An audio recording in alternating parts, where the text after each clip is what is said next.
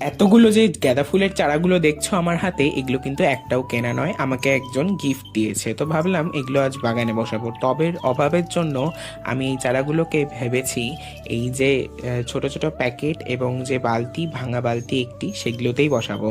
এবং এখানে যে মাটিটি ইউজ করছি এটা সেই আমার নানান রকমের যে সার দিয়ে তৈরি করা আমার ভিডিও দেওয়া হয়েছে চ্যানেলে, সেই মাটিতেই প্রত্যেকটা গাছ বুনে দিচ্ছি। আর এক একটা জায়গায় আমি কিন্তু দুটো তিনটে করে বসাচ্ছি, যেহেতু জায়গায় আমার কাছে অনেক কম।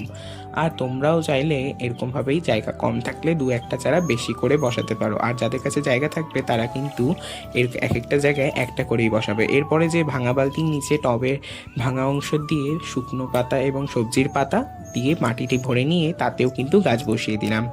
এরকমভাবেই প্রত্যেকটা গাছ আমি কিন্তু বসিয়ে নিলাম। আর এরকম মাঝে মাঝে গিফট পেতে কিন্তু খুবই ভালো লাগে। তোমাদের কার কার ভালো লাগে কমেন্টে জানিও যে আমাকে অবশ্যই।